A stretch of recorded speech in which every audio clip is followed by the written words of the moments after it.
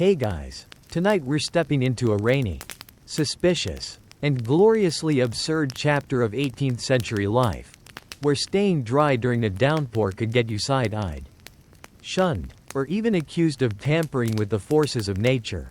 You're about to wander through narrow streets slick with history, where umbrellas weren't just new, they were borderline heretical.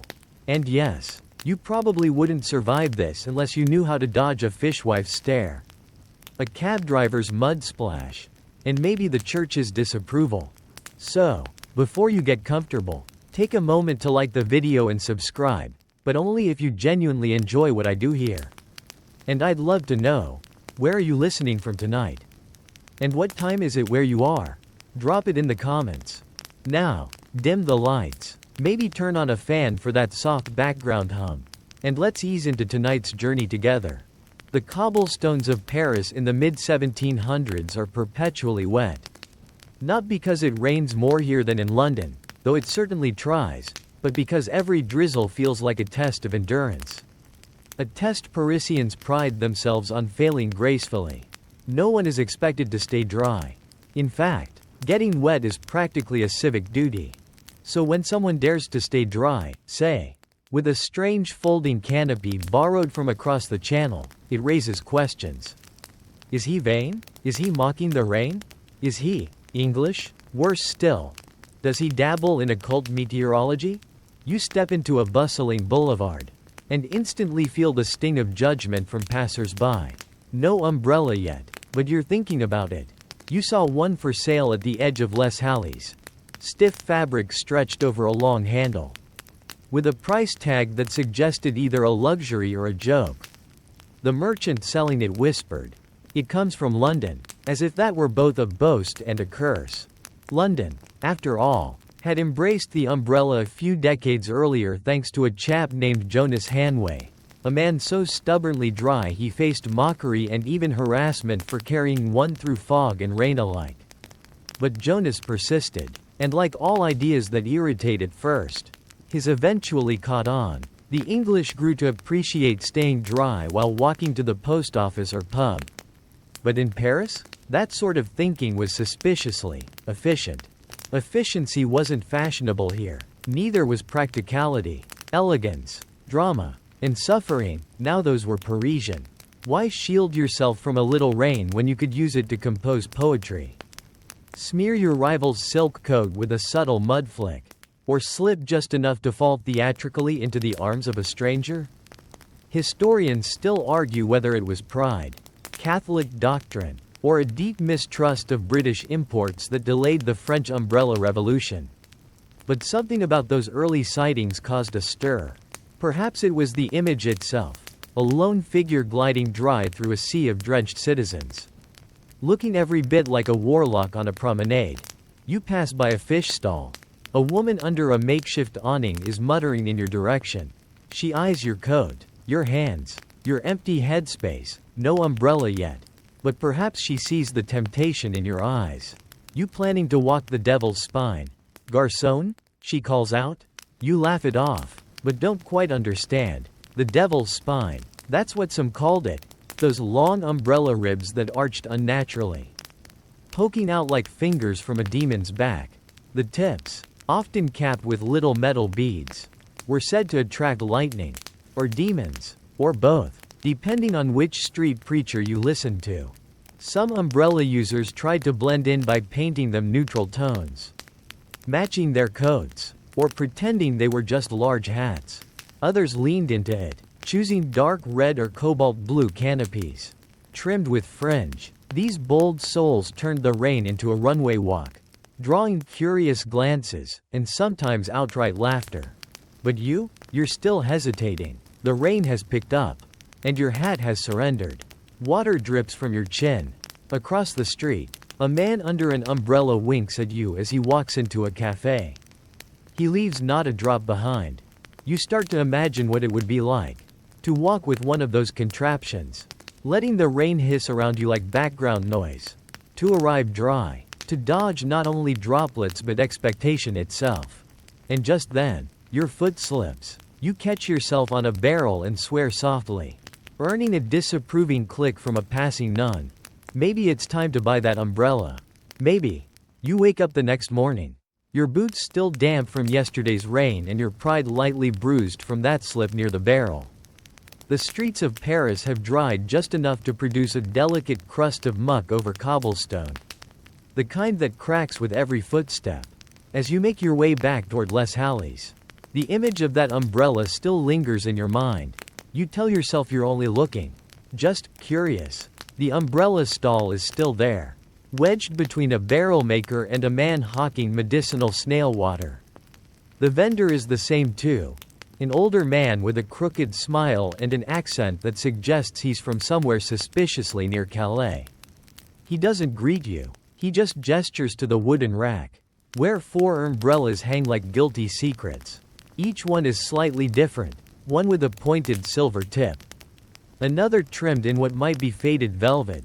You reach out, fingertips brushing the slick fabric of the nearest one. It's heavier than you expected, with a smell somewhere between chimney soot and linen pressings. The handle is smooth, dark wood. When you raise your eyebrows, the vendor leans in, lowering his voice as though you're brokering for contraband. Straight from across the channel, he says, same type the bankers use. Keeps your wig dry. Impresses the girls. Probably keeps the devil away too, depending how you hold it. He's joking, you think. The umbrella's price is absurd. Enough for a full week of meals or a passable pair of shoes. But something in you itches. Maybe it's the memory of wet socks, or maybe it's vanity. Or maybe it's just the thrill of owning something that makes people mutter as you pass. So, after a moment's hesitation, you pay. It feels strange in your hand. The balance is awkward at first. You tuck it under your coat like a blade, then realize that makes you look more like a bandit than a gentleman. So you carry it upright, walking back toward the Marais like it's a rolled-up scroll of forbidden philosophy. You don't dare open it. Not yet. Parisians are watching. People here don't glance, they linger. You feel eyes on you as you stroll. Some curious, some amused, a few clearly alarmed. A fruit seller whispers something to her daughter. An older man laughs into his beard. And you're not even using it yet. Here's the thing. Umbrellas had existed in Europe for centuries. Ancient Rome had parasols. And the Chinese had perfected waterproof canopy tech long before macarons were a thing. But the modern European umbrella, the foldable, portable, rain-defying shield, had only recently begun its slow march into public awareness. And Paris didn't take kindly to sudden arrivals. This was a city that flirted with innovation but married tradition. Even new ideas had to pass through a gauntlet of mockery and mistrust before being accepted. You pass by a pamphlet nailed to a tavern post. It's a cartoon, a crude ink drawing of a man holding a wide umbrella. But instead of keeping him dry, it's raining only beneath the canopy. The caption reads, L'homme qui défie le ciel boit l'eau du diable. The man who defies the sky drinks the devil's water. You roll your eyes, but still, your palms are a little sweaty on the handle. Why such drama over something so harmless? Well, in 18th century Paris, the weather wasn't just weather, it was theater. Rain was a shared experience. Like wine or gossip. To hide under a canopy was to remove yourself from the shared performance. It suggested superiority. And nobody hated superiority more than the lower classes. Unless of course it came with powdered wigs and official titles. Historians still argue whether this resentment came more from economic inequality, umbrellas were expensive and foreign, or from cultural stubbornness. Some say the disdain was practical.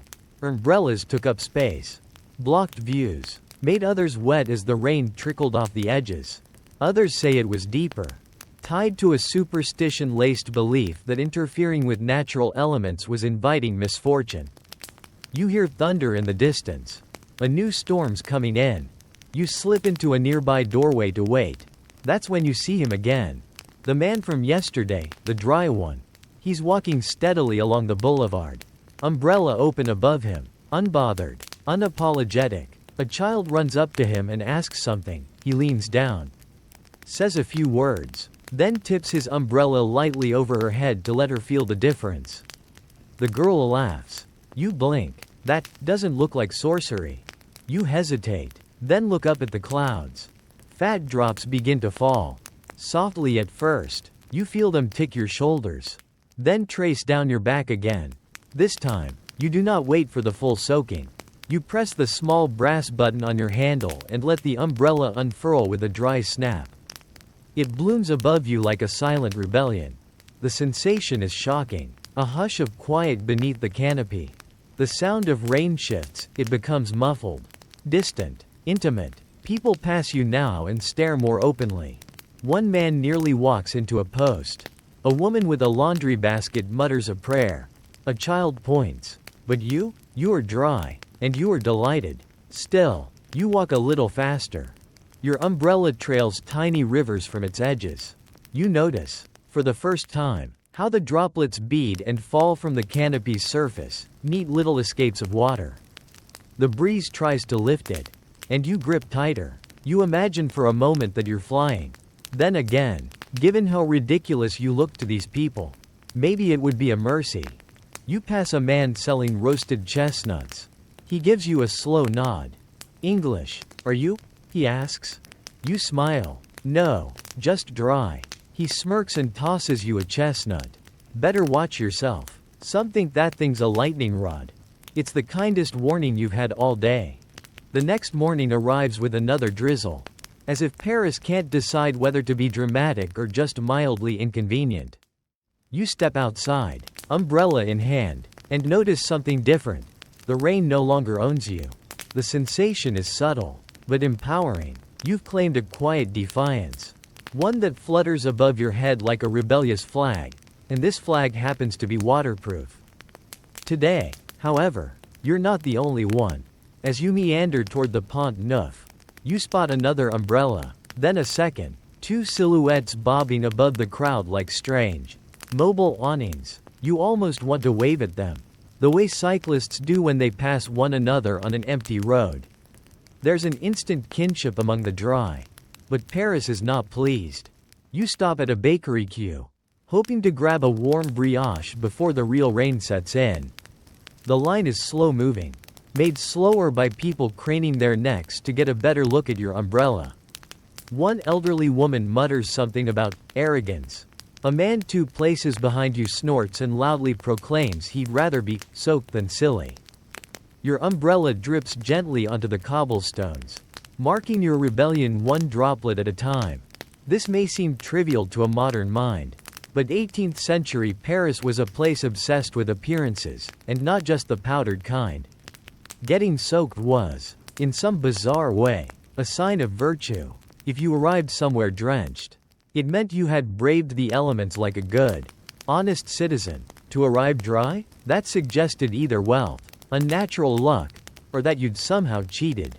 The very idea of cheating the rain felt almost sinful. Historians still argue whether this social aversion to umbrellas was about class signaling or a subtler psychological contract among Parisians. Shared misery, after all, breeds unity. If everyone is equally soggy, then no one stands out. But the moment one person rises above, literally, it upsets the damp democracy. The brioche queue moves forward. Just as you're about to reach the counter, a hand brushes your shoulder. You turn to see a man dressed in a respectable but rain-darkened cloak. His wig is wilting. He squints up at your umbrella, his brows low with either suspicion or envy. "You'll ruin the curve," he says. You blink. "Pardon? The rest of us," he nods toward the line, "are wet. You're not. That makes us look foolish." You consider folding the umbrella, just for politeness, but your shoulders are dry. Your coat is crisp. The brioche scent is warm and buttery in the air. You simply smile and shrug. Maybe you're just early to the curve. He says nothing more. You collect your brioche and walk into the square, your umbrella clicking softly against the damp breeze. Raindrops dance harmlessly on its canopy. The city around you glistens in muted grays and browns. Everything smells of stone, yeast, and wet leather. You pass a man emptying a chamber pot into the gutter with a flourish. The contents arc through the air, and you pivot just in time. The umbrella catches the splash like a shield in a noble battle. Victory. You consider a triumphant grin, but remember you're trying not to get chased by a mob. Still, not everyone is hostile. You catch a few curious smiles. A couple of nods. Even a child's delighted gasp as he tugs his mother's sleeve and whispers, "Look, Mama, a moving tent." Children, at least, have no prejudices against dryness. But as the day goes on, you begin to notice a pattern. The people who react most strongly to your umbrella are not the poor or the clergy or the wet. It's the carriage drivers. You pass the waiting row of coaches along the Rue de Rivoli and feel the tension immediately. The horses snort. The drivers scowl. One man spits loudly to the side, not at you exactly, but close enough for the suggestion. You know why. Carriage drivers had long enjoyed a small monopoly on rainproof travel. If it stormed, you hired a coach. You paid dearly for the privilege of not arriving soaked. But now people like you were walking the streets, dry, without paying a single sou for transport. Umbrellas weren't just weird, they were bad for business.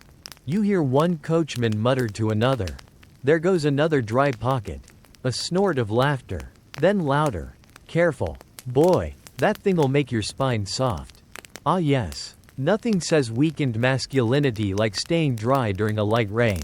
You begin to realize that the umbrella has, quite accidentally, become more than a weather tool. It's a symbol. To some, it's mockery. To others, it's freedom. But to coachmen, it's competition. There's a reason several of them start aiming for umbrella users when rolling through puddles. It becomes an unspoken game. Can you douse the dry walker? You watch a woman's parasol take a direct hit from a passing wheel. The spray is dramatic. She gasps. The coachman tips his hat without even slowing. Back in your neighborhood, you duck into a cafe for warmth. The waiter eyes your umbrella with amusement but seats you anyway, likely expecting an entertaining scene.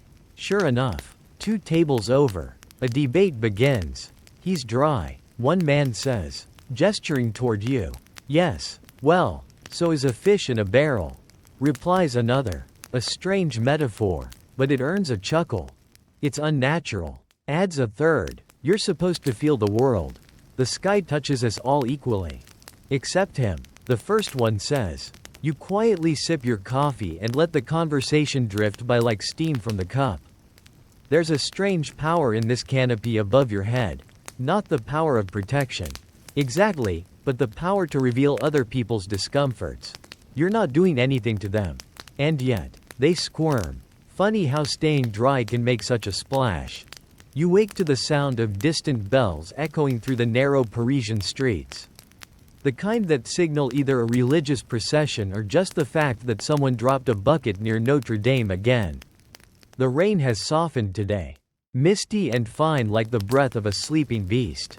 It's the kind of weather that settles into your clothes before you even notice it. Perfect umbrella weather, and perfect time to test how far you can push public tolerance. Today, you decide to walk past the cathedral. The towers loom above, Gothic and brooding, like disapproving old relatives. The clergy here don't officially ban umbrellas, of course. That would be absurd. But unofficially, let's just say they're not fans. As you cross into the shadow of the square, your footsteps quiet against the damp stone. You sense a shift in the air, not just from the drizzle but from the eyes watching you. A priest near the cathedral steps arches an eyebrow so high it practically disappears under his cap. He mutters something in Latin. You don't speak it fluently, but you're pretty sure it wasn't "nice umbrella." This isn't entirely surprising. The church has always had a delicate relationship with anything that appears to cheat the natural order. Rain was considered, by some, a gift or a lesson. To shield yourself from it was, perhaps, to reject the lesson, to lift your chin and say, "No thank you. Divine providence. I'll stay dry today." Historians still argue whether religious resistance to umbrellas was doctrinal or just the usual reaction to anything new and vaguely suspicious. But there's no denying the tension. The dry man walking past the soaked monks. You look like you've stepped out of alignment with the rest of the pageant. You pause near a fountain. Water trickles over cherubs who don't seem to care either way. A group of nuns pass by. Their robes damp at the hems. Faces serene. One of them catches your eye. She smiles. Unexpected. You nod respectfully. Maybe not everyone in holy garb thinks umbrellas are heresy. Still, you hear murmurs from others nearby. Conceit. One whispers. Vanity. Hisses another. And there it is, the real crime. Perhaps, not the tool itself, but the notion that someone thinks they're above discomfort. That they dare to resist the elements rather than accept them with a bowed head. Umbrellas, in this sense, were not just foreign, they were offensive to humility. The bells toll again, longer this time. A small procession passes, priests and acolytes in soaked robes, holding candles that flicker with damp defiance. They move slowly, reverently, every drop of water a badge of spiritual commitment. You stand aside, letting them pass. Your umbrella remains open. One boy near the back looks up at you and grins. You grin back. That's when a sharp, ahem, slices through the mist. A tall, hawk-eyed clergyman approaches, robes swirling like thunderclouds. "Monsieur," he says, "I notice you remain dry." You blink. "Yes, Father. And I wonder," he continues, "if that dryness has come at the expense of your soul's humility." Now, this is a tricky moment. A crowd is forming, not large, but enough to feel like a stage is being set. People love a public chastening, especially on a slow, rainy morning. You glance at the priest's soaked hat, the droplets clinging to his beard like guilt. "I think," you reply gently, "that humility also means not judging the dryness of another's coat." There's a pause, and then, to your surprise, laughter. Not from the priest, of course, but from somewhere behind him. A baker's boy claps once. A woman near the fountain chuckles and shakes her head. The priest frowns, murmurs something about fashionable pride, and retreats with the dignity only a wet man can muster. You exhale. Still, the whole exchange reminds you how delicate the line is. You're not banned from using the umbrella, but you're noticed, marked. It's no longer just an object, it's a symbol. And you are now one of its accidental ambassadors. Later that afternoon, the sky clears a little, and you find yourself on the Rue Montorgueil, a street alive with shouting fishmongers and buttery pastry windows. The sun peeks out, timid and pale, but enough to make you fold the umbrella. You carry it now like a walking stick, feeling both vulnerable and relieved. And it's then you notice something peculiar. Hats, so many hats, wide-brimmed ones, bonnets, caps with waxed linings, even strange makeshift covers made from bits of oilcloth and leftover lace. It seems Paris has no issue with covering one's head, so long as the item rests on it and not above it. You step into a haberdasher's shop, feigning interest in cravats. The shopkeeper eyes your umbrella with polite disapproval, as though it's a poorly behaved dog. He mentions, pointedly, that a fine waxed tricorn does the job just as well. Does it, though? He picks one up and explains how it channels the water away from your face. Though not, of course, from your shoulders or back. Still, you nod appreciatively, and when you step out, you understand the deeper truth. The umbrella's real threat is not practical, it's philosophical. It implies that we shouldn't have to endure what we can avoid. That we don't need to suffer through every storm just because our fathers did. That we might, just maybe, choose dryness over drama. And that, well, that upends a few apple carts. By now, you've begun to notice that every reaction to your umbrella, every scowl, scoff, or subtle whisper, isn't about you at all. It's about the way people see themselves in your reflection.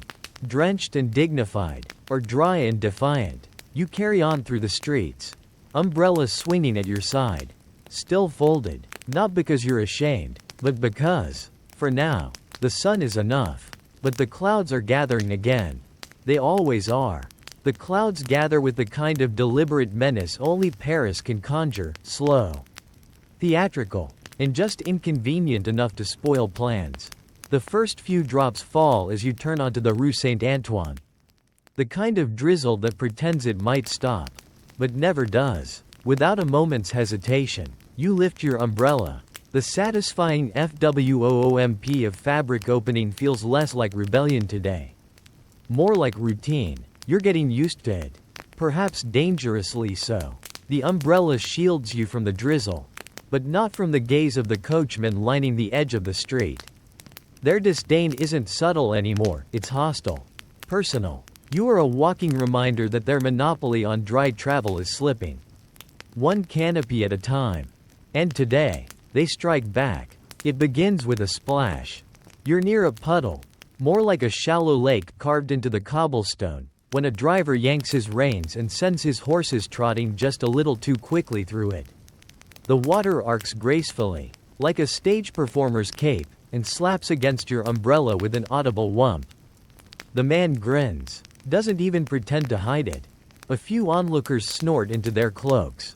One even applauds. You don't flinch. The umbrella held. You're still dry. But the message is clear. There's a turf war happening, and umbrellas are trespassing. You keep walking, but your mind spins. Coachmen have reason to be bitter. For decades, a rainy day meant steady business. Wealthier Parisians paid handsomely to ride shielded from the elements in rickety carriages that rattled like skeletons in a box. Now, every dry pedestrian is a lost fare. Worse, each one proves that staying dry doesn't require horses or livery or hired help. Just a simple contraption and a bit of daring. Historians still argue whether the violence that followed was spontaneous or coordinated. But stories began to ripple through the city. Umbrella users jostled in the street, heckled in cafes, and in one infamous case, challenged to a duel.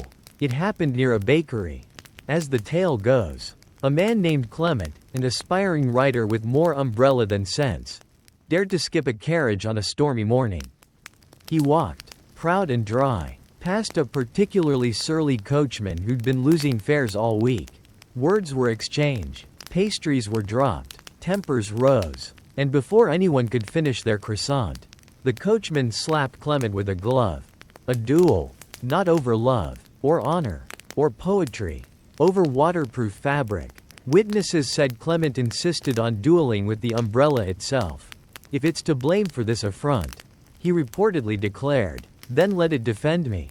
This, of course, was not allowed. They used swords. Clement lost, only a shallow cut, but dramatic enough for newspapers to whisper about the umbrella affair for weeks.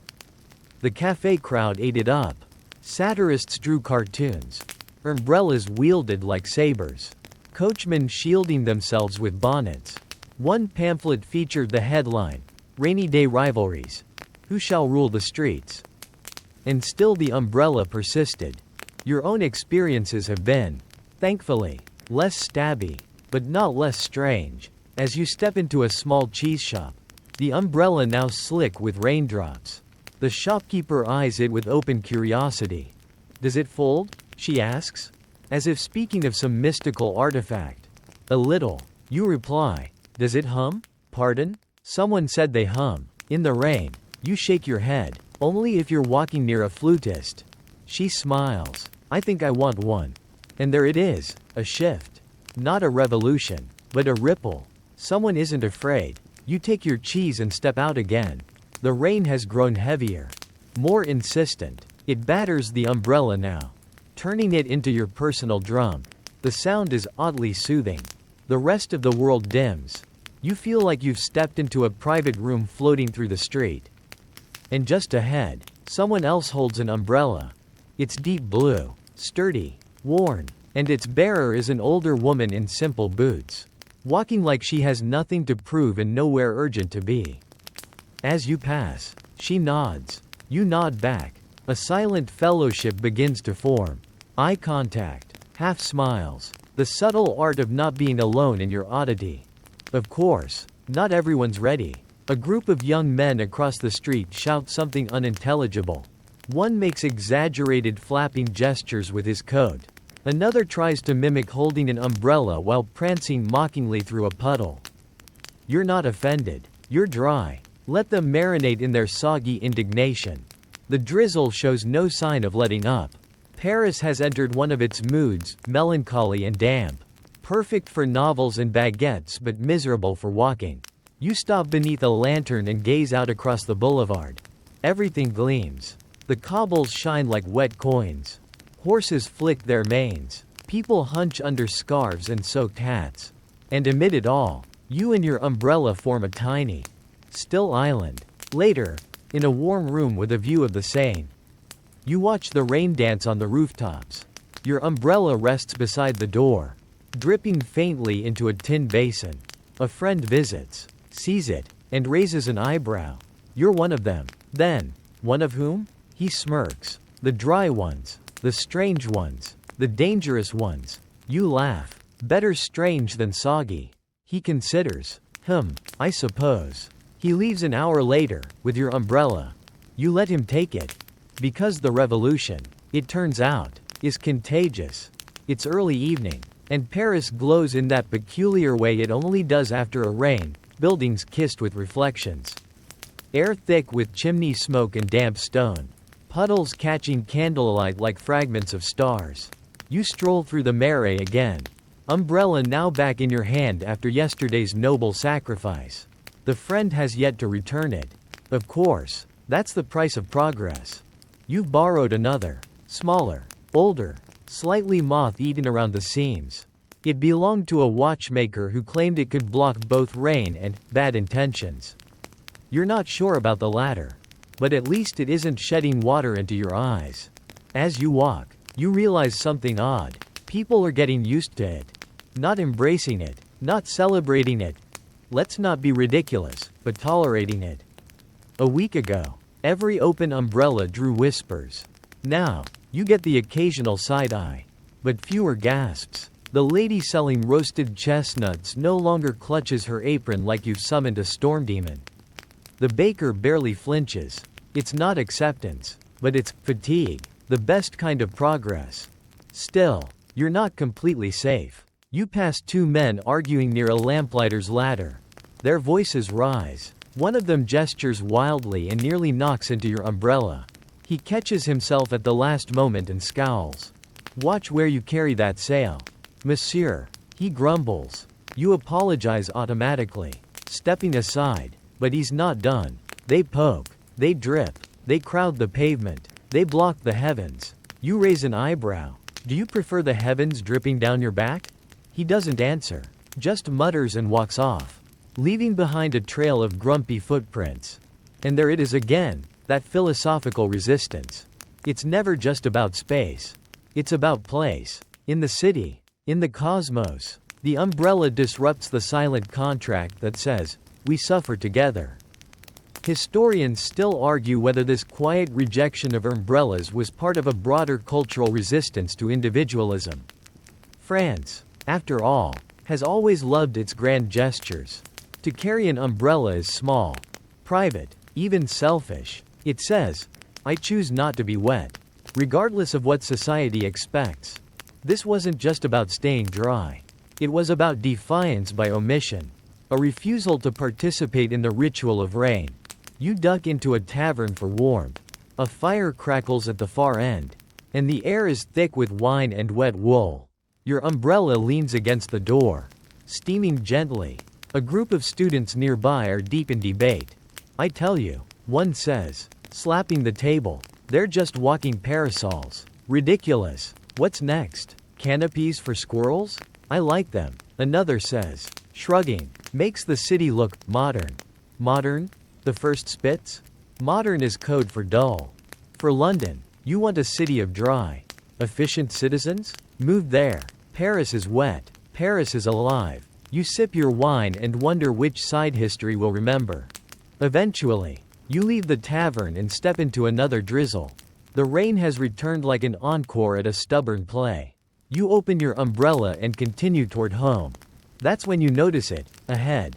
Near the flower market, a small crowd has gathered. Nothing dramatic, just people paused, watching something. You approach quietly, umbrella angled like a spyglass, and see the source. A young woman stands in the square, holding a bright yellow umbrella. It's not just open, it's spinning. She's twirling it gently by the handle. letting the rain slide off in a spiral. Children gather, giggling. One mimics her with a stick. A man sketches her from across the way. She's not afraid, and her confidence radiates. It gives others permission to admire the absurdity, to find beauty in it. You pause for a long time. Then you do something reckless. You close your umbrella.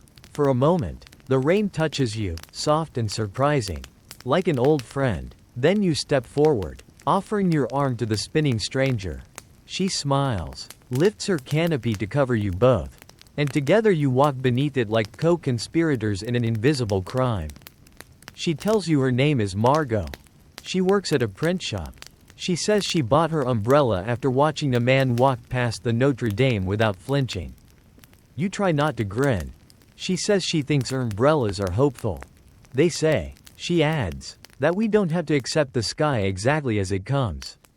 You walk together until the rain stops. She turns left. You turn right. The umbrella goes with her. Of course it does. Because they're spreading now, not just umbrellas, but the idea of them. The right to be dry. The option to opt out of collective discomfort. Not everyone will accept it. But some already are. And some always will. You arrive home damned, but not discouraged. Tomorrow, you'll find another. Or maybe, make one. The city may never love the umbrella, but it's starting to understand it. You awake to the sound of hooves and curses, two sounds Paris offers generously.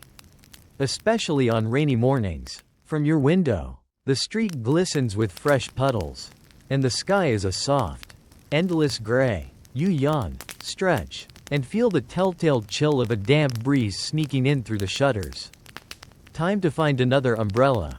Your previous ones have either been borrowed permanently, confiscated for the good of public safety, or mysteriously disappeared after being, accidentally, left at a bathhouse. At this point, umbrella ownership in Paris feels like a temporary privilege, like borrowing fire from a reluctant god. Today's search leads you through alleyways with crumbling signs and doorways full of gossip. You follow the scent of boiled leather and old fabric, eventually landing in a courtyard cluttered with forgotten things, walking sticks, fans, wigs with more powder than dignity. In the far corner, like a prize no one wants, sits a cluster of umbrellas. The vendor appears, wizened and smiling. "Ah," he says, "another one of you." "One of who?" "Rainwalkers." He shrugs. "People who think dryness is worth the trouble." You smile. He offers you one with a crooked handle and a canopy that smells faintly of lilacs and wet paper. It feels sturdy, like it's seen things. As you leave the courtyard, umbrella in hand, it begins to drizzle. Perfect timing. You pop the canopy open. And just like that, you're dry again, protected by lilac-scented defiance. The rain slides off. The world mutes slightly. And you are once again both participant and outsider. You head toward the Latin Quarter, where philosophers and pamphleteers are usually too busy arguing about Rousseau to care whether someone blocks the rain. And for a while, you blend in, until you reach a group of pamphlet distributors near a university archway. One of them, a thin man with wild eyes and a smirk that smells like cheap wine, spots your umbrella and raises a stack of handbills triumphantly. "Behold," he shouts, "another sky dodger. Tell us, monsieur, what are you hiding from?" You blink. Mostly water. Laughter. A small crowd gathers. The pamphleteer waves his pages like battle flags. First, they dodge the rain. Next, they dodge the truth. Dry heads breed dry hearts. The crowd murmurs in agreement or confusion. It's hard to tell. Another man steps forward, clutching one of the handbills. He reads aloud, "The umbrella, a symbol of secrecy, cowardice, and English weather." You raise an eyebrow. "Is that supposed to be bad?" The pamphleteer points at your umbrella like it's a cursed relic. "That thing blocks more than rain. It blocks eye contact, shared suffering, the little glances we give one another when soaked to the bone." He grows poetic now. "It is the wall between you and the human condition. You can't help it." You chuckle. Or, you reply gently, "It's just a clever way to keep my bread dry." A woman nearby giggles. A man nods, thoughtfully. Another tucks his handbill away with mild embarrassment. Historians still argue whether such public performances were coordinated protests or just the work of lonely dramatists. But pamphlets like these were everywhere, lampooning umbrella users as fops, traitors, or, most creatively, sky smugglers. The notion was that umbrella carriers were attempting to own the sky, or at least rent a small portion of it. That they'd privatized airspace, and with it, the shared experience of enduring whatever weather the heavens served up. You continue walking. The rain thickens. The lilac-scented umbrella holds strong. By mid-afternoon, you're near the Seine, where bookstalls line the quay. One vendor, an older woman with spectacles and a feathered cap, gestures you over. Yours is the third umbrella I've seen today, she says, half amazed, half resigned. Do I win something, you ask? She chuckles. Just a question. Are they comfortable? You pause. Umbrellas? She nods. You consider it. They're not comfortable like chairs. But they're peaceful. Like walking inside a bell. Everything is quieter. You're still in the rain. But it doesn't touch you. She smiles. That sounds like witchcraft. You both laugh. And yet, there was a time when umbrellas were considered suspiciously magical. Stories floated through the city of canopies cursed by ex-lovers, parasols that predicted storms, or umbrellas that never dried no matter how long they hung by the fire. Some believed the umbrella was a vessel, a way to carry bad weather with you. Or worse, cuz it. One popular tavern tale claimed that a man once opened an umbrella indoors and was struck by lightning 2 days later. Never mind that he lived in a metal-roofed house near a weather vane. The legend stuck. Another woman supposedly used her umbrella to fend off a mugger. And the story quickly evolved. She didn't hit him, she merely pointed the umbrella. And he fell. Naturally. This made umbrellas a favorite subject for satire and superstition alike. Your lilac umbrella doesn't feel cursed. But it does draw glances from the occasional overly curious dog. By sunset, you're home again. Umbrella open and resting gently on the porch like a sleepy bat. You listen to the soft patter of droplets against the canopy. Each tap is a note in a quiet lullaby. For now, the protests have quieted. The pamphlets lie soggy in the gutters. And the coachman, well, one did splash you slightly. But missed the full effect. Small victories. Paris is still suspicious. Still theatrical. But it's also tired. And slowly, very slowly, accepting that maybe, just maybe, there's room for comfort that doesn't come with a confession. You step inside. The umbrella drips politely by the door. Morning breaks gently, with a pewter-colored sky and the soft clinking of milk bottles outside. You roll out of bed, stretch, and glance toward the umbrella by the door. It stands like a patient butler, elegant, damp, and slightly judgmental. The weather's indecisive today. Not quite rain, not quite dry, just that persistent air soup that Paris does so well. Still, you take the umbrella with you. At this point, it's less an accessory and more an identity. Your first stop is the old bookbindery near the Palais Royal, where Monsieur Beaulieu is rumored to be repairing a copy of Plutarch's Lives using glue made from duck bones. Whether or not that's true is beside the point. He always has good gossip. When you step inside, umbrella in hand, Beaulieu looks up and whistles. Another one, he says, laying down his bone folder. Another what? Apparition, phantom, rain ghost, whatever they're calling you now. You raise an eyebrow. Beaulieu laughs. You umbrella people, you're multiplying, like mold, dry, walking mold. I'll take that as a compliment. He waves a dismissive hand and points toward the window. You look. Sure enough, 2 more umbrellas float past, one plaid, one black. Their owners stroll confidently, unaffected by the spit of drizzle misting the air. People still look, of course. But the panic is fading. Beaulieu scratches his chin. I heard someone say yesterday that umbrellas were unpatriotic. Because they're dry? No, because they're British. Imported. Too convenient. Too smug. You sigh. Of course. Historians still argue whether the umbrella was resisted in France because of its foreign origins or because it challenged the national aesthetic of elegance through endurance. Pain was beautiful. Wet was poetic. Umbrellas were practical. And Paris, for all its love of innovation, never liked looking too practical.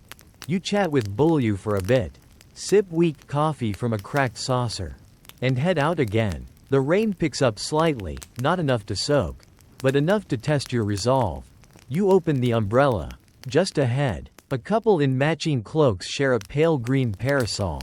They giggle as it wobbles between them, caught in a breeze. The umbrella is clearly too small, but they don't care. It's about the experience. A coach rattles by. The driver glares. You swear he leans ever so slightly toward a puddle, but the splash misses. Just a warning shot. You round the corner and pause at a shop you haven't noticed before. A new one. The window reads, Parapluies de Prudence, umbrellas for the discerning soul. You blink. An umbrella shop. In Paris. Your heart flutters. Inside, the walls are lined with canopies of every shade, scarlet, indigo, ivory, even one that appears to be made of lace, impractical, but surely fashionable. The shopkeeper, a tall man with an impossibly precise mustache, greets you with a subtle bow. Browsing? He asks, as though inviting you to a salon. Not a retail experience. More like marveling. He chuckles. You're not the first, though I imagine you've been carrying one longer than most. May I? He gestures toward your lilac-scented umbrella. You hand it over. He inspects the seams, the ribbing, the curve of the handle. Old style. He murmurs. Good craftsmanship. Not French, though. English? He sniffs. Possibly. Or Belgian. Hard to tell once it's rained on. He hands it back like it's a sacred scroll. You thank him, but before you leave, he leans in slightly. There's talk of a society. He whispers. A what? An umbrella society. People who walk. People who share. People who stay dry without shame. You blink. That's a bit much. Isn't it? He shrugs. It was bound to happen. Everything in Paris eventually becomes a club. You step back out, amused and a little unnerved. A secret society of umbrella users? It sounds absurd, and yet perfectly on brand for this city, where cheese has its own political factions and beards can spark intellectual feuds. As you make your way toward the market square, you notice more umbrellas than ever. At least a dozen in the span of 3 blocks. Different shapes, sizes, materials, some elegant, some obviously handmade. One is literally a converted birdcage with fabric stretched across the ribs. They're everywhere. Not dominant, not yet, but present, confident, almost normal. Which, of course, makes the next incident inevitable. A man in a fine coat, tailored, expensive, drenched, steps directly into your path. He looks furious, though whether it's the rain or your dryness that offends him, you can't say. He points at your umbrella. That thing, he growls, is ruining Paris. You blink. Pardon? Where's the poetry? He snaps. Where's the romance of being soaked to the skin? Of writing odes with damp ink? Of sharing a carriage with strangers because the rain demands it? I prefer not sharing my spleen with strangers. If it's all the same. He frowns. You're afraid of life. That's what umbrellas are.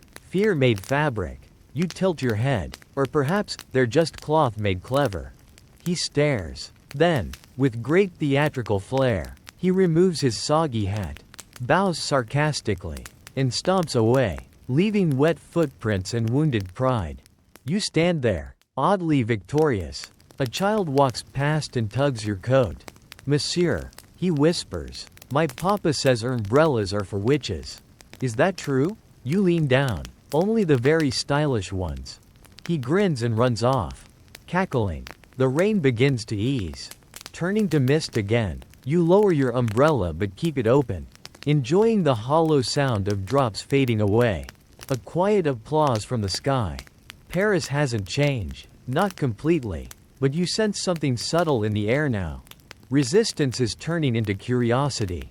Curiosity into adoption. And perhaps, in time, umbrellas will be just another part of the city, like lamplighters, accordion music, or mildly judgmental pigeons. For now, you walk on, dry, unapologetic, and only slightly magical.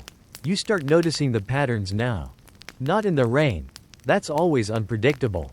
A Parisian trait if there ever was one, but in who uses umbrellas. There's a type, or, rather, a few types. You learn to spot them across the street, tucked into alleyways, emerging from cafes like secret agents of dryness. There's the young noblewoman with gloves as clean as her conscience claims to be, carrying a parasol reinforced for drizzle.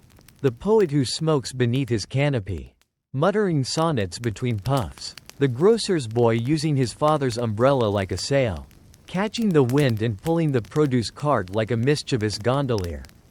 And then there are the others. The traditionalists, the loyalists to dampness, the believers in shared suffering and wet shoulders. They stand like sentinels in the rain, arms folded, eyes narrowed, watching the umbrella bearers like heretics in procession. You walk by one now.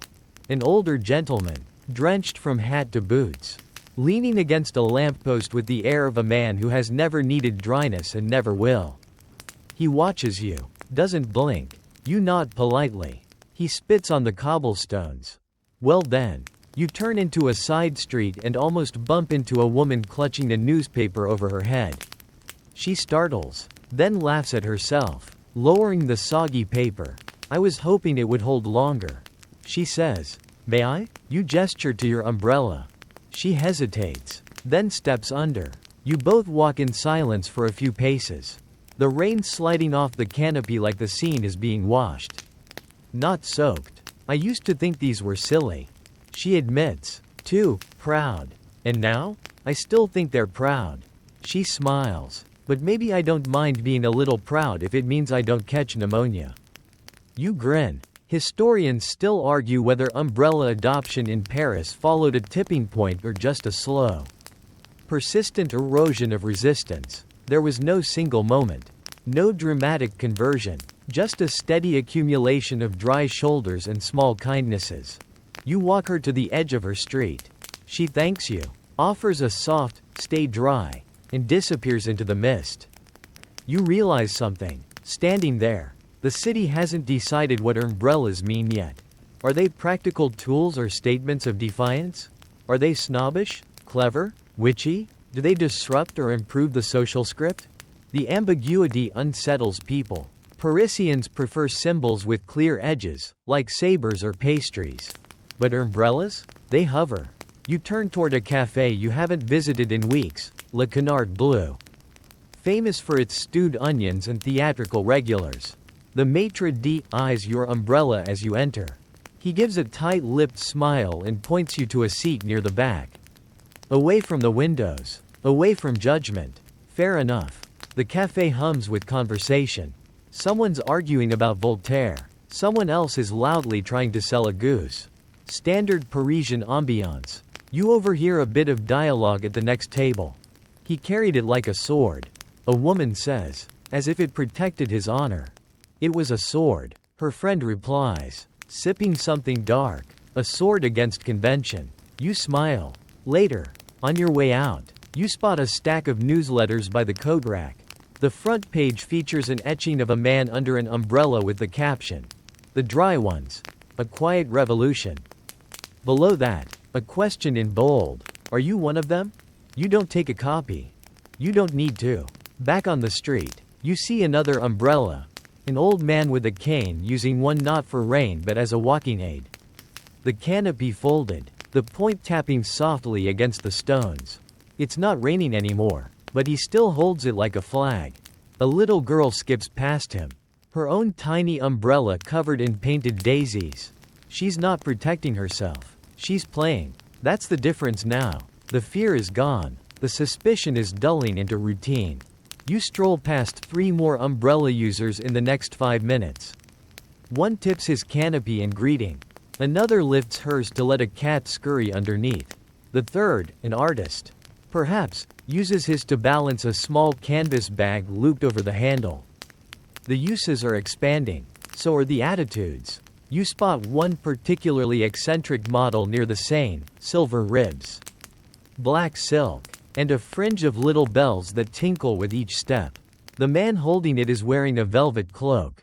Of course he is. He stops every few meters to adjust his monocle and look meaningfully at nothing.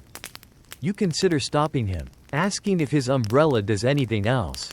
He looks like the sort of man who'd say, yes, even if it doesn't.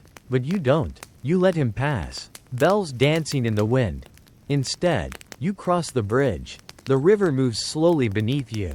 Bloated with rain. Boats drift like thoughts. Lazy and half-formed. You reach the center and pause. Looking out over Paris. You're not alone. Several others have stopped on the bridge. Some holding umbrellas. Some not. No one's talking. Everyone just watches the city breathe. The clouds break for a moment. Sunlight spilling across rooftops like melted coin. You lower your umbrella. Let the light in. Just for a while. The rain doesn't come today. For once, the clouds hover politely and keep their thoughts to themselves. The streets are dry. The air unusually mild. Paris, like a cat in a sunbeam, stretches out slowly. Content not to fuss. But you carry your umbrella anyway. By now, it's habit, ritual, extension of the arm. Really, you don't even think about it when you pick it up. It's less a shield than a statement. Though what it says depends on who's reading. You're halfway through your morning stroll along Rue Mouffetard when a baker leans out of his stall and calls. No storm today, monsieur. You smile back. Then I'll be ready when it forgets that. He laughs, tossing a crust of bread to a passing dog. That's the tone these days, less hostility. More teasing. Like Paris has entered the joking about it so we don't have to change too much phase. An important step in public acceptance. Just behind satire and just ahead of grudging respect. You head toward a small courtyard where pigeons coo around a statue of someone noble looking but forgotten. The benches are warm from sunlight. An elderly woman sits on one. Her umbrella open, despite the clear sky. You sit across from her, nodding a greeting. Expecting rain? You ask. She shrugs. No, but I rather like the shadow. The umbrella above her is floral, tattered, and clearly homemade. It casts a dappled pattern on her lap like falling petals. She knits with gentle concentration. Did you always carry one? She smiles. Oh no, I was suspicious. Like everyone, thought they were silly. Or maybe too English. Or maybe I was just used to being wet. And now? Now I'm old enough to know that being dry is not a crime. A pause. Besides, she adds, if the devil is hiding in umbrellas. He hasn't said much to me. You both chuckle. Historians still argue whether this generational shift, the older citizens slowly adopting umbrellas, was driven by practicality or by the younger generation refusing to let the fashion die alone. It's unclear whether the umbrella gained traction through comfort, rebellion, or simple exhaustion, but it has traction now. You walk toward the river again. This time passing a group of students debating near a statue of Rousseau. One of them, tall and theatrical, has constructed a sort of umbrella holster into his belt. He twirls the canopy like a musketeer's rapier, gesturing with it as he speaks. I tell you, it's not just a tool. It's an idea, an extension of the individual will, an act of resistance against arbitrary suffering. His companions nod, though one looks dangerously close to poking an eye out. Across the square, an artist is sketching umbrella-carrying figures with increasing speed. You peek over his shoulder. His notepad is filled with silhouettes, some proud, some hunched, some absurd. One particularly exaggerated sketch features a man floating into the sky. Mary Poppins style. Umbrella aloft. You point to it. Did that happen? He grins. Only in spirit. You continue on. At the market near Place de la Bastille, the umbrella population is at an all-time high. Not because of rain, again. Today is dry, but because of habit. People carry them like canes. Like companions. One woman uses hers to point at fish. A man balances apples on his. Children duel with miniature versions near a stall selling embroidered lace. They're no longer a novelty. Not quite. You spot a stand selling handmade umbrellas, carved handles, painted tips, even one shaped like a swan. The vendor greets you warmly. Seeing the umbrella in your hand. Yours is one of the early ones. No, I suppose. You reply. He gestures to his wares. Care to upgrade? You pick one up, lightweight. Red velvet, with tiny silver moons sewn into the seams. Impractical and magnificent. I don't think I'm ready for lunar embroidery. You say. He laughs. Suit yourself. But you are part of it now. Part of what? The new Paris. He says. One that doesn't drown quite as often. As you walk away, umbrella in hand, you feel the truth of that. Something has shifted. Not loudly, not suddenly, but surely. A woman passes you and says, "They don't look so strange anymore." And she's right. The umbrella has become background. Which, in Paris, is the highest compliment a foreign object can receive. You pause on a bridge overlooking the water. A man nearby is feeding ducks with one hand, holding an umbrella with the other, closed, resting on his shoulder like a silent friend. Children run past, their umbrellas spinning above them like windmills. One falls. He laughs, not hurt, and raises the umbrella as a shield against imaginary dragons. You smile. Not so long ago, that same umbrella might have earned him a scolding. Now, it earns him a kiss from his mother and a biscuit from a friendly baker. You sit on the stone ledge, umbrella across your lap, and breathe in the scent of rain not yet fallen.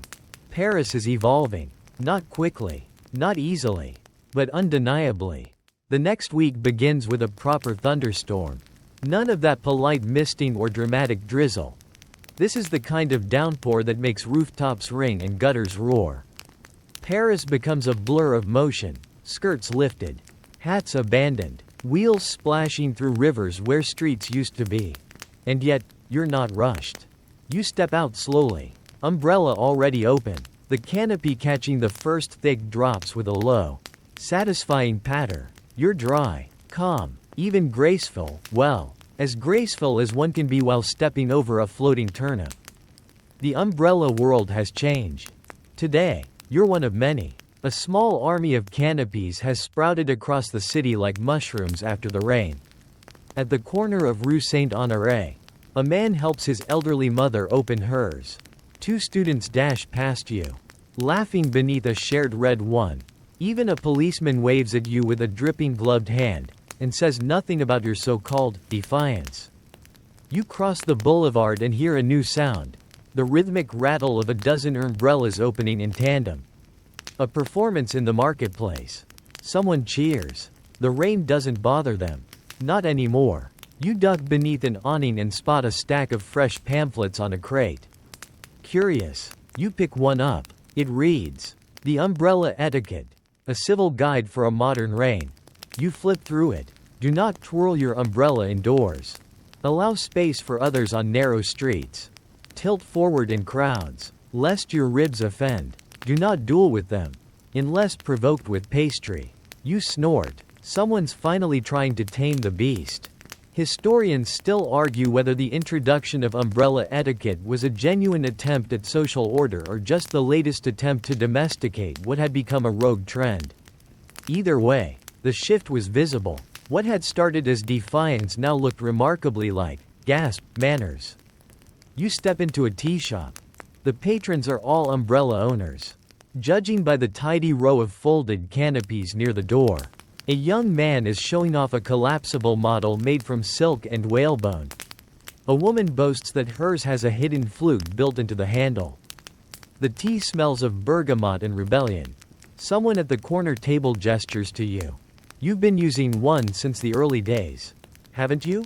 You nod. What was it like? Before the flood? You smile. Wet, you say, and very dramatic. The group laughs, but there's a tone of respect in their amusement.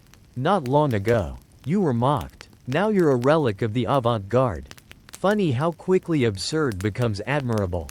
As you sip your tea, thunder grumbles outside. You watch umbrellas pass the window, dark ones, bright ones, striped and floral. The rain no longer sends people running. It simply adds rhythm to their steps. Outside, you spot a curious scene. A vendor standing under an umbrella that's too big, more of a portable tent. Really? He sells roasted chestnuts from beneath it, dry as toast, and grinning like a man who knows his timing is perfect. A queue forms. Even the wettest skeptics can't resist dry snacks. When you step outside again, someone holds the door for you and bows with exaggerated grace. Après-vous, Monsieur Parapluie. You return the gesture. Umbrella first. The street smells of petrichor and roasted almonds. You notice more and more people walking unbothered, unhurried. The umbrella, once a shield of pride or provocation, has become an instrument of ease. And still, not everyone is on board. At the cafe near the opera house, a group of men sit huddled without shelter, their coats soaked through. One waves a hand dismissively as an umbrella passes. Too many of them, he mutters. Next thing you know, we'll have sun umbrellas too. His companion frowns. We already do. Bah, for rain, I mean, this was a city of resilience. And now? The man sighs. Now it's a city of dry shoes. You walk past them, resisting the urge to offer yours. You make your way to the bridge. Your favorite one. The one where the Seine curves like a question. Raindrops tap your umbrella like it's a drumskin. The rhythm soft and hypnotic. There, at the midpoint, someone waits. It's Margot. She doesn't see you at first. Gazing out over the river. Her umbrella is closed, held loosely at her side. Her hair slightly damp but unbothered. You approach quietly. Didn't bring yours, you ask? She turns, smiles. Forgot it. You raise yours. Room for two? Always. Under your canopy. The sound of rain softens. The world feels smaller, simpler. You both stand there, letting Paris swirl around you, muddy and golden, defiant and tired. I heard someone call us brawly brats, she says. You laugh. Better than sky smugglers. She pauses. You think it'll last? The umbrella thing? You consider the question. Look around. Watch people helping others, sheltering strangers, offering dry hands and borrowed ribs of canvas. I think, you say slowly, it'll become boring. She grins. That's how you know it's worked. The thunder moves off toward Montmartre, and the rain eases into a lazy drip. You close your umbrella. Paris is learning, and so are you. The rain has stopped. Not for long. Of course, this is Paris. After all, but for the moment. The sky is tired. The clouds have had their say. And the streets glisten with that post-storm sheen. Like the whole city's been lacquered in memory. You and Margot walk slowly down the boulevard. Umbrella still folded in your hand. Swinging gently with each step. It no longer feels like a shield. More like a walking companion.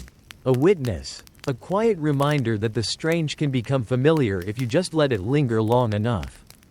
You pass a line of street performers drying their instruments with bits of cloth. A violinist plays softly, her bow stitching through notes like mending a dream. Her open case sits at her feet, and in it, beside the coins, rests a miniature umbrella. For her violin. Margot nudges you. That's clever. You nod. That's very Paris. Around the corner, a man tries to sell a collapsible umbrella that doubles as a wine opener.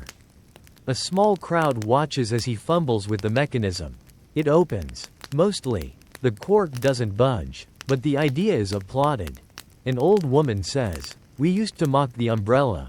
Now we accessorize it." She's not wrong. They're everywhere now, painted, gilded, stitched with initials or embroidered with birds. Or umbrellas with lace edges. Or umbrellas shaped like tulips. A man passes with one that is, inexplicably, square. And no one flinches. Well, almost no one. At a newsstand, a stack of fresh broadsheets sits under a makeshift tarp. The headline reads, "Too many umbrellas? Parisians debate clutter in the streets." You laugh. Of course, the city has gone from panic to irritation. It's progress. Inside the shop, two men argue over the front page.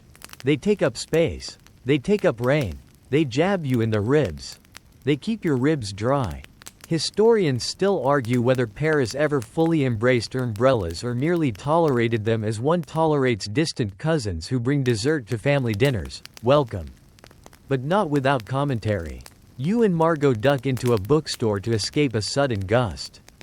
The scent of ink and damp paper greets you like an old friend. A small display in the center catches your eye. A collection of essays titled, Weathering Society, The Umbrella and Us. Margot reads one aloud. The umbrella, once seen as an insult to unity, has become a gesture of mutual recognition. A way to say, I will not make you wet, even if I can stay dry myself. She looks up. You both blink at how oddly profound that sounds. There's a silence. Then she grins. They're getting poetic. Give it time. There'll be umbrella operas. Already heard of one. A tragic affair, two lovers. One umbrella. A puddle too wide. You laugh. Outside, it begins to rain again. This time, no one runs. No one squeals or flails or hides under coats. Her umbrellas blossom like flowers in slow motion. The street transforms. A field of color under a pewter sky. You step out into it. Open your umbrella. Margot slips beside you. The canopy muffles the world just enough to feel private. Intimate. The sound of rain becomes a soft applause. You wonder how many stories are unfolding right now beneath other umbrellas. First kisses. Breakups. Decisions. Silences. A carriage passes. Its driver barely looks at you. Not because he doesn't care, but because, finally, your presence is expected. Normal. Unworthy of mud flung from a wheel. Further ahead, you see a small crowd forming around a street vendor. He's selling hand-painted umbrella handles shaped like famous poets. One looks like Molière. Another might be Voltaire, but with a bad haircut. A woman walks by with a dog in a matching umbrella cape ensemble. You don't even raise an eyebrow. That, right there, is how you know it's happened. The thing once feared has become mundane. The revolution has been absorbed. You stop at a cafe with a covered terrace. Sit, order something warm. The waiter leans your umbrella carefully against the wall, as if it were a hat or a coat. No scolding, no mockery, just etiquette. Margot sips her coffee. You remember the first time you used one? She asks. You nod, like I was holding a crime over my head. She chuckles. Now it's a convenience. And a mild fashion statement. She looks around. I don't think the city loves them yet. No, but Paris doesn't love anything right away. Except cheese. You tilt your head. Even that had to fight its way in. The rain slows again. The cafe buzzes with quiet life. A waiter mops up near the doorway. A couple to your left argues over how many ribs an umbrella should have. He says 8. She insists 6 is minimalist chic. You glance outside. A boy is teaching his younger sister how to hold an umbrella properly. She struggles to balance it. He adjusts her grip. She beams. It's a scene that, weeks ago, would have sparked glares or muttered warnings. Now, it just fits. It's dusk when you begin to notice something strange. Not dramatic, no lightning crack or public duel over umbrella rights, but a quiet shift. Subtle as breath. The sky's still moody. The cobblestone's still slick, but there's a murmur in the air. You walk the boulevard houseman with your umbrella resting on your shoulder. Open against a fine mist. And for the first time, you hear nothing about it. No comments, no glares, no laughter, no passive-aggressive blessings. Nothing. The silence feels louder than any jeer. You pass a flower seller arranging wilted tulips under a tarp. She gives you a polite nod. Then adjusts the tiny parasol she set above her most fragile bouquets. Clever. Even the dogs are unfazed now. One trots beneath a fringed umbrella attached to its leash like it's been doing so since the womb. You wonder if this is what victory feels like, not fireworks or parades. But the moment when something once considered radical becomes boring. But then again, Paris never lets anything rest quietly. You turn toward the entrance of the Tuileries and see a commotion near the gates. At first, you assume it's a protest. This city is very good at those, but as you approach, you realize it's a demonstration, not against umbrellas. For them, a man in a crisp waistcoat stands on a crate, holding an umbrella like a scepter. He speaks in booming tones to a modest crowd. The umbrella, he declares, is not just shelter, it is philosophy. Someone claps. Another mutters, "Oh, here we go." The speaker continues, undeterred. To carry an umbrella is to choose your condition. To take agency. To say, "I will not wait for the world to dry." You lean against a lamppost. Curious. The hat protects the head, he says, but the umbrella protects the intention. It is a personal boundary. A mobile sanctuary. A soft-spoken no to chaos. Margot appears at your side. Did we just stumble into a weather sermon? You smirk. Apparently. We started a movement. A few passers-by cheer.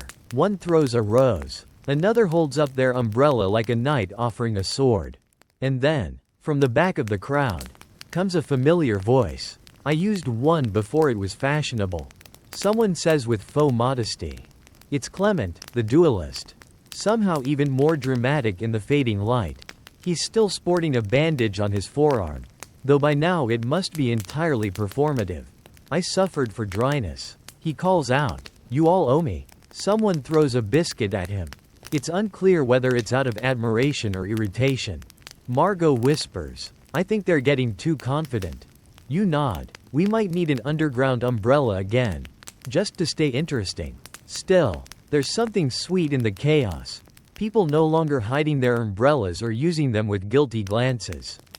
Now they wave them like banners. Some even spin them with flair. A man nearby carries 3. All open, offering shelter to strangers like a walking chapel.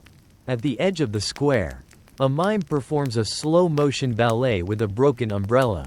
Every movement deliberate, drenched in pathos. The crowd eats it up. You and Margot decide to keep walking. The speech drifts behind you, replaced by street noise and the rhythmic tap of rain on cobblestones. I never thought I'd miss being glared at. You admit. Oh, don't worry, she says. Give Paris a week. It'll find something else to judge. You both laugh. As you pass through an alley near the Latin Quarter, a shop window catches your eye. It's a tailor's, lace, gloves, canes, and now, prominently displayed on a pedestal like a relic, an umbrella. Just one, velvet trimmed, painted with constellations. Margot points. Art. You nod. Or marketing. Either way, the message is clear. The umbrella is no longer a curiosity. It's been elevated, gentrified, even. And with that elevation comes new etiquette. You spot a poster near the door. The 10 Commandments of the Umbrella User. 1. Thou shalt not poke thy neighbor. 2. Thou shalt fold thy shield in crowded corridors. 3. Thou shalt not leave a soggy trail in salons. 4. Honor thy shared canopy. 5. Keep holy the space beneath. And so on. You wonder how long before someone adds a rule about matching your umbrella to your shoes. Back on the street, the rain has dwindled to a gentle patter. You walk past a young couple beneath a comically oversized umbrella, laughing as it nearly takes flight in the wind. Behind them, a vendor sells umbrella stands shaped like swans. Nearby, a boy uses his umbrella as a pirate ship mast. At a cafe terrace, a woman spins hers gently while reading a novel. Her wine untouched. No one says a word about it. No one needs to. That's the moment you realize. The umbrella is no longer a statement. It's a sentence. Part of the everyday language of Paris. Spoken, shrugged, shared. The sun returns the next morning. Almost sheepishly. Like it overslept and hopes no one noticed. Paris glows in that soft, golden way it does when light hits wet stone. It's the kind of morning where everything smells like warm bread and memory. And still, umbrellas dot the street. Not open, of course, but present, tucked under arms, looped through satchels, hung from cafe chairs like folded wings. They've become companions, always near, always ready. You step into a narrow alleyway behind the Rue du Temple, where the air is thick with bakery steam and old gossip. A group of street cleaners laugh over their brooms, one of them mimicking a dramatic umbrella twirl. We've all gone soft, he jokes. Used to be. Rain meant a story. Now it means accessories. Another shrugs. Better to be dry and boring than wet and poetic. A third adds. Speak for yourself. I met my wife in a rainstorm. You smile as you pass. The conversation feels familiar now. Umbrella jokes are the new national pastime. Which is, in its own way, a kind of peace treaty. You walk toward the gardens near Palais Royal and notice something unexpected. A man has set up a small stall under a white awning with a hand-painted sign. Tales told under umbrellas. He gestures to a chair beside him. Free stories, he says, but only under cover. You raise an eyebrow. He nods to a large green umbrella planted upright in the ground like a parasol tree. Beneath it, 2 chairs and a tiny table wait in the shade. Curious, you sit. He begins. The story is nonsense. Of course, a tale of a pirate who invented umbrellas to keep his parrots dry, but his voice is gentle. And the patter of recent rain on the leaves above creates the perfect atmosphere. You relax, listen, let the fiction soak in. When he finishes, he offers a mint and a wink. Better than the newspaper. No? You tip your hat. And certainly drier. Margot finds you shortly after. Eyes twinkling. There's an umbrella vendor in the square selling models that change color in the rain. She says. And another promising, emotionally responsive, canopies. What do? They sulk when you fold them.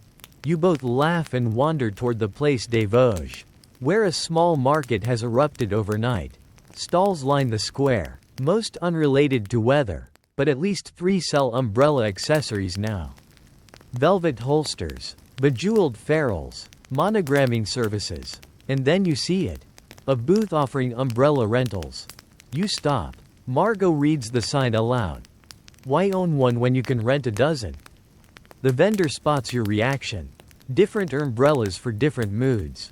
He explains. You wouldn't wear the same cravat every day. Would you? You glance at Margot. She shrugs. He has a point. The selection is absurd and wonderful. Tall ones, short ones, translucent ones. One looks like a cabbage. Another smells faintly of cinnamon. Which would you like to try? He asks. You consider. Something serious, thoughtful, maybe with a hint of defiance. He pulls out a long, dark model with a brass tip and says, This one was popular during the mayor's speech last week. Perfect. As you walk with your borrowed umbrella, though the sky remains clear. You realize something. The umbrella has evolved. It's no longer just about staying dry. It's about how you stay dry. About presence, identity, self-expression. It's become fashion. Historians still argue whether the umbrella's full absorption into Parisian fashion culture diluted its revolutionary origins. Was it still a symbol of independence? Or had it become just another thing to match to your waistcoat?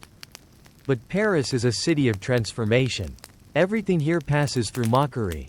Then adoption. Then reinvention. Umbrellas are just the latest in a long line. You pass a cafe terrace where artists sketch people not using umbrellas, calling it retro. Nearby, a pamphlet reads, The Dry Age. How we forgot to suffer.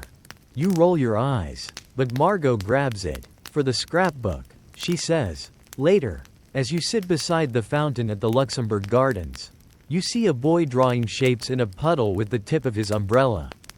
A girl approaches and adds her own design. Soon, there's a small, intricate mural forming, temporary, shimmering, born of water and whimsy. You smile. Margot leans over. What now? You tilt your head. Now, we wait. For what? For the next strange idea Paris will hate, until it doesn't. She considers. Think it'll be sandals with wheels? Too dangerous. Eyeglasses that fold like umbrellas? Too convenient. You both grin. And then, without warning, a breeze kicks up, just enough to rattle the trees, lift skirts, and scatter a few leaves into the air. People glance skyward, one by one, umbrellas open, not in panic, not in rebellion, just readiness, as if to say, we're used to this now. And isn't that the whole story? Not just of umbrellas, but of everything strange that becomes familiar. The next morning brings with it no rain, no clouds, just that pale Parisian sunlight that lands on windows like whispered permission. The city stretches, yawns, and begins its daily shuffle with the creak of old shutters and the soft shuffle of baguette seekers. You step out, umbrella in hand, not because you expect rain, because it feels right, the weight of it in your palm, the familiar swing at your side. It's no longer a statement or a shield. It's a rhythm, part of your silhouette, like a scarf, or a secret. Down the street, a child hops across a row of puddles, using her umbrella not to shield from water, but to poke imaginary sea monsters. A street musician nearby plays under a multicolored canopy shaped like a spiral shell. The sound of his fiddle dances with the late morning breeze. You pass the corner cafe, where a new sign reads, "Now offering umbrella storage with tea orders." Inside, a wall of tiny hooks gleams in the sun, each numbered, each occupied. Margot appears from nowhere. Paris has that effect on people, holding a croissant in one hand and a folded green umbrella in the other. They've started giving them names. She says, sitting beside you, "The umbrellas? Mine's called Leon." You raise an eyebrow. She tears the croissant. He's moody and always slightly damp. Historians still argue whether giving umbrellas personalities was a sincere cultural shift or a marketing gimmick that spiraled out of control. Either way, it worked. Shops now sold, named, umbrellas, complete with stories printed on tags. Giselle, nervous, but loyal, prefers spring rain. Armand, refuses to open in wind. Very dramatic. Delphine, always elegant, unapologetically floral. At first, it seemed absurd, but then again, everything does, until Paris falls in love with it. You wander with Margot through the covered passages near Gallery Vivian. The glass roof above lets in golden light, and every shop window tells a version of the same story. Umbrellas aren't just allowed anymore, they're expected. One boutique offers umbrella harmony consultations. Another sells perfumes, meant to linger on rain-soaked fabric. You pause before a window that displays a single umbrella, white lace. Curved handle, trimmed in pearls. Margot reads the sign, for weddings, or reconciliations. You both smirk. Outside, the air thickens again, the smell of ozone. A hush before the tap-tap-tap begins on rooftops and lanterns. And then, it rains. No chaos, no flinching, just umbrellas. They bloom like choreography. On a nearby street, two umbrellas meet above a shared bench. Elsewhere, a man spins his idly while reading. A woman hums beneath hers, the rain plucking at her canopy like harp strings. A group of schoolchildren passes, each holding a small umbrella in a rainbow of colors. They laugh when the wind lifts one and nearly carries off little Theo, who shrieks with delight. And no one panics. No one points. This is normal now. As you and Margot walk under your shared canopy, you pass a poster freshly glued to a wall. The Dry Parade, Saturday at noon. Come March, come rain. You both stop. Are we going? She asks. Of course. You reply. What else do you do in a city where staying dry used to be political? She grins. We strut. That afternoon, as the storm fades, you pause near the Seine. The water rushes with new energy, and the bridges gleam with fresh puddles and scattered petals. The city is clean, rewritten. You sit, watch. People pass in pairs and groups. Umbrellas tucked under arms or folded into bags. A few still open, not for rain, but for comfort, shade, conversation. A man stands alone on a bridge, umbrella resting like a staff beside him. You recognize the posture, that quiet pride, that lightness in the shoulders that comes from not caring who stares.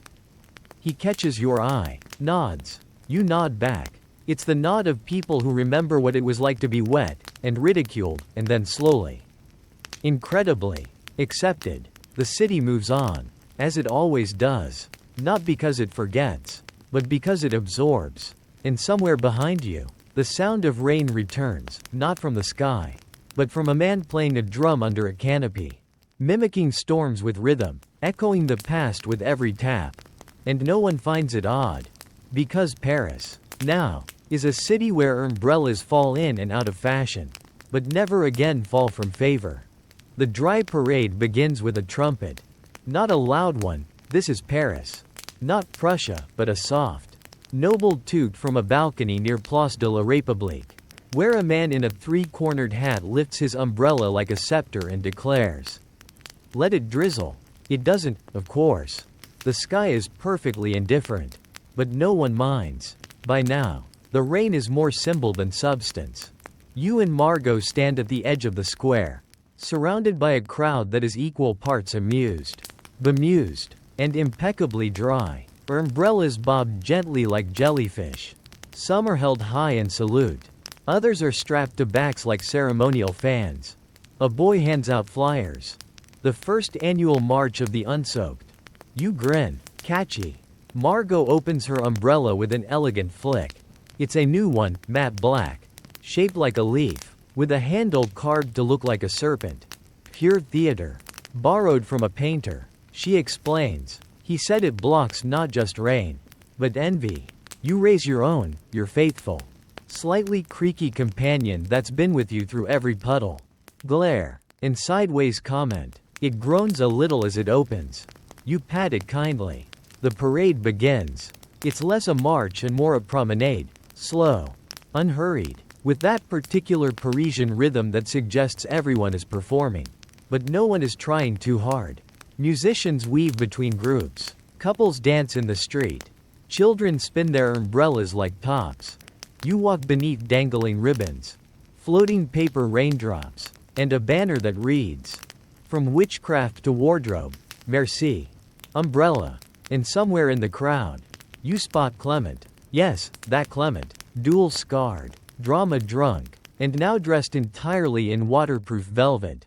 His umbrella is gold. Literally. Not the color, gold leaf. Overcompensating? You ask as you pass. He winks. Evolving. There's a speech planned at the end of the route, of course. There always is. A young woman with a poet's voice and a mathematician's posture stands atop a platform. We gather not because we feared the rain, she says, but because we dared to answer it with invention. Applause. She continues. Let this not be the end of defiance, but the beginning of everyday rebellion. For if the umbrella can be accepted, what else might we normalize? Dry socks? Emotional honesty? Weather-appropriate footwear? Laughter. Cheers. The sound of fabric snapping in wind. Historians still argue whether this parade marked the true cultural shift, the moment umbrellas passed from tolerated to beloved, or whether it was simply Paris doing what it does best, throwing a party for an idea and hoping it sticks. Either way, you're here for it. At one point, a cluster of marchers breaks into song. Not a hymn, not quite an anthem, more like a chant, something about the quiet rustle of revolution, and buttons that hold the sky at bay. You don't know the lyrics. You hum along anyway. Later, as the crowd disperses, you find yourself near the Seine again. The air is warm, tinged with the scent of distant rain, and the city feels oddly light, not in weight, but in mood. Margot rests her umbrella against the railing. You know, she says, I don't think I miss the drama. You nod. It's still here, just folded. You watch as a young girl offers her umbrella to an elderly man who's forgotten his.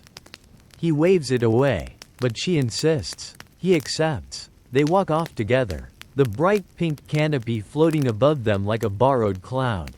A few pigeons flutter onto the cobblestones, pecking at fallen ribbons. One lands atop a closed umbrella and stays there, regal and utterly unimpressed. You remember when we were the only ones? Margot asks. I remember when we were the enemy. She laughs. Feels like a lifetime ago. But it wasn't. Barely weeks. Just enough time for a city to tilt. Slightly. Just enough time for suspicion to erode into routine. And for routine to bloom into style. You sit on a bench. Her umbrella's beside you like old friends. A breeze carries the sound of someone still marching, late. Proud. Solo. His umbrella clicks against the cobbles with each step. A rhythmic tap that sounds very much like a punctuation mark. Margot closes her eyes. I wonder what the next forbidden object will be. You consider. Napkins with handles? Books that change color when wet? Coats that argue with the weather? She grins. Paris would hate all of that. You both smile. And above you, the sky, unbothered and undecided, remains beautifully overcast. It's evening now, and Paris glows in that in-between color, neither gold nor blue, but a kind of dreamy lavender that seems to come only after a full day of soft defiance and mild absurdity. The cobblestones are damp but no longer slippery. The air smells like roasted chestnuts, warm umbrellas, and the last whispers of the day. You and Margot are walking back through the narrow streets of Le Marais, past shuttered windows and low conversations. Your umbrellas are folded, not out of necessity, but politeness. The city is calm. Even the sky has taken a breath. And then, as if on cue, a light drizzle begins again. Not the urgent, soaking kind, just misty, teasing, the sort of rain that feels more like a suggestion than a fact. Without a word, you both open your umbrellas. Click. Whoomp. It's not a reaction anymore. It's choreography. You glance around. Other umbrellas bloom one by one, like lanterns after sunset. Nobody runs. Nobody groans. They simply adjust. It's as though the entire city learned a quiet new language while no one was looking. And the speakers? They're fluent now. You pass a small garden cafe where 4 patrons sit beneath clear umbrellas on long sticks, each one hovering like a personal dome, sheltering wine glasses and cigarette smoke. A waiter moves between them effortlessly, ducking and weaving, balancing his tray like an acrobat. He grins as he sees you watching. They wouldn't even sit outside a month ago. He says, now? They bring their own roofs.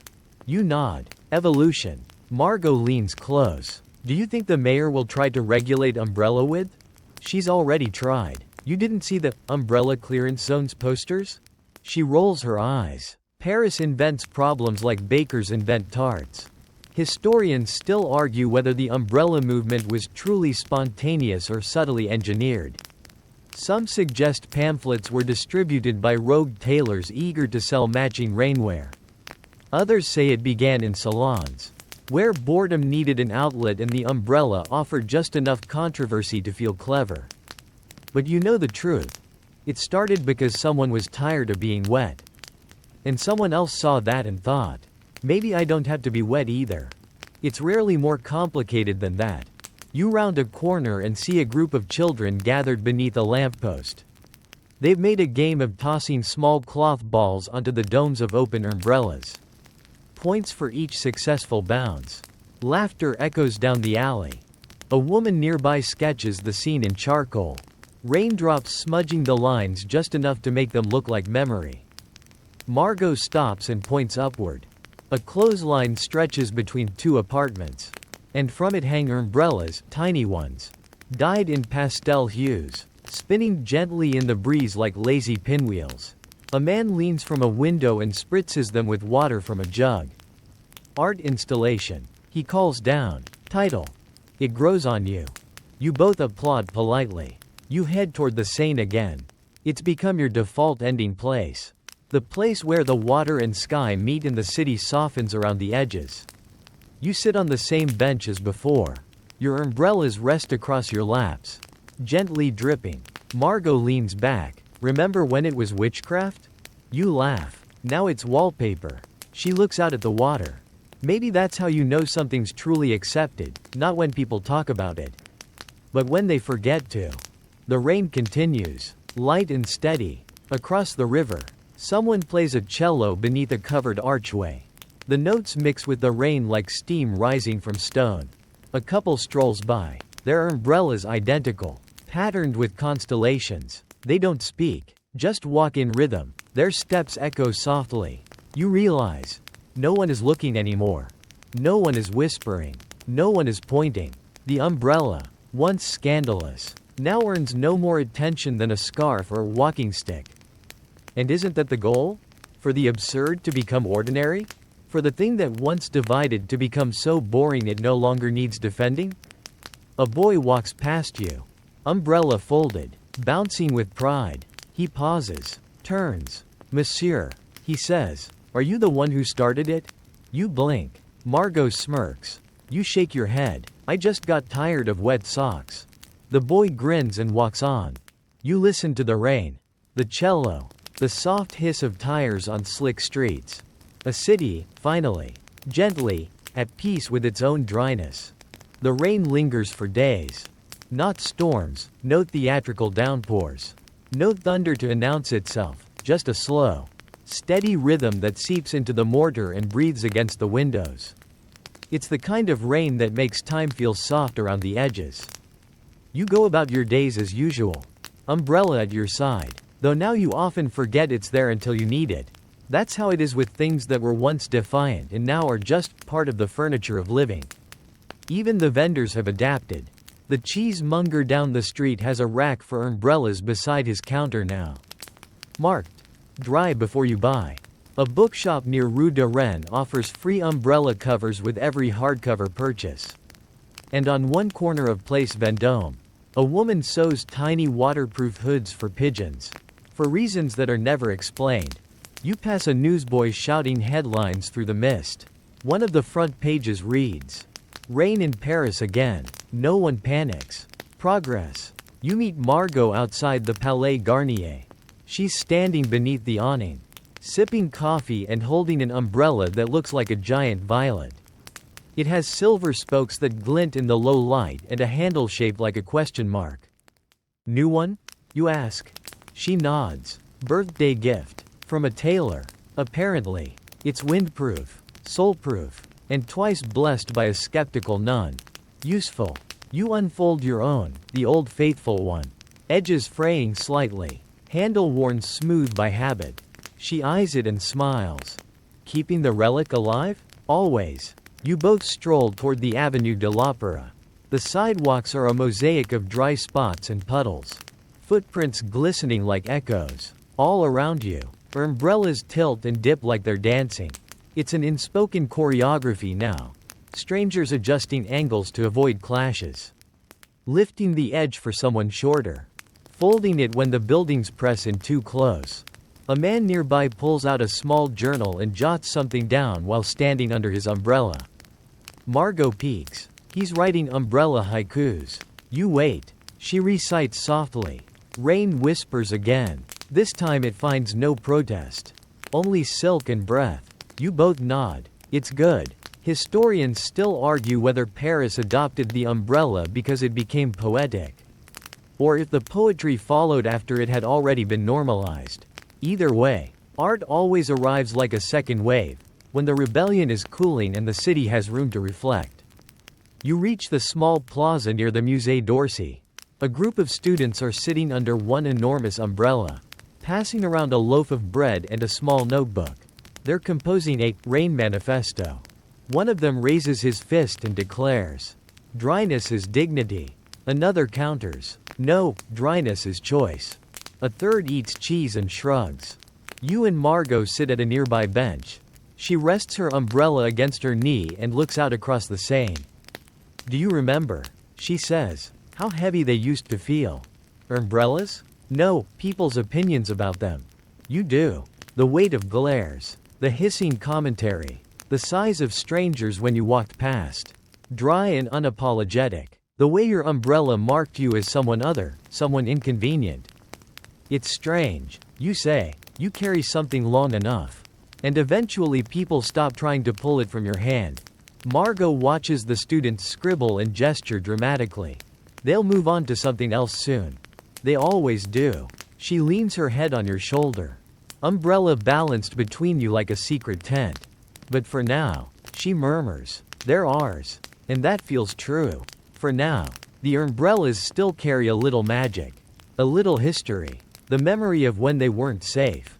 When they sparked stories and sparked something in you. Too. You spot an older man sitting alone beneath a tattered canopy. His umbrella is patched in 3 places. And he's reading aloud from a small red book. Not to anyone, just into the rain. A few steps away, a teenager sketches him, carefully capturing the drape of the fabric, the curve of his back, the worn shine on the handle. Umbrellas, it seems, are now shorthand for mood, for wisdom, for presence. Not status, not rebellion, just part of things. Margot reaches into her bag and pulls out a small tin. Inside are tiny folded notes, quotes about rain. She explains. She's been leaving them inside umbrellas left at cafe coat stands. You unfold one at random. To shelter someone is a quiet form of revolution. You smile. No name, no signature. Just a thought, tucked under a canopy.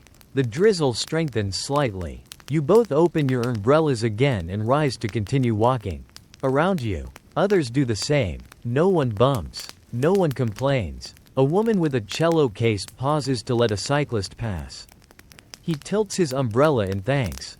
They part like leaves on water. This isn't novelty anymore. It's daily grace. The sound of rain, once a threat, is now just the beat Paris walks to. And above it, a city of umbrellas, soft domes of fabric and color, floats like a constellation of kindness. There are fewer and fewer moments now when you think about the umbrella at all. You pick it up when you leave. You fold it when you arrive. It hangs beside your coat, rests beside your wine glass, leans near your boots without fanfare. It's not a symbol anymore. Not a flag. It's just a part of life. But every now and then, something reminds you of the early days. Like this morning, when a young man outside a bakery drops his umbrella in a gust of wind. And it skitters like a startled crab across the wet cobblestones. A burst of laughter follows as three strangers, none of them related. All of them dry, chase it down, pin it with their boots, and hand it back with theatrical bows. Parisians, one says, we've become umbrella hunters now. You catch Margot watching from beside the bakery window, smiling behind her coffee. Do you miss when it meant something? She asks you later as you walk through the Place Dauphine.